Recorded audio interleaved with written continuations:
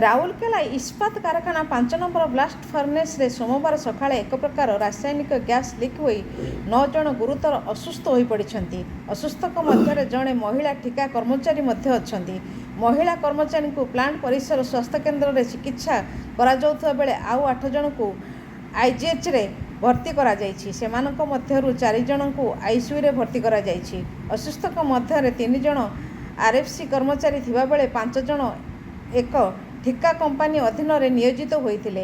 ରାଉରକେଲା ଇସ୍ପାତ କାରଖାନା ଭାରପ୍ରାପ୍ତ ନିର୍ଦ୍ଦେଶକ ଅତନୁ ଭୌମିକ IGHରେ ପହଞ୍ଚି କର୍ମଚାରୀଙ୍କର ସ୍ୱାସ୍ଥ୍ୟାବସ୍ଥା ତଦାରଖ କରିଥିଲେ।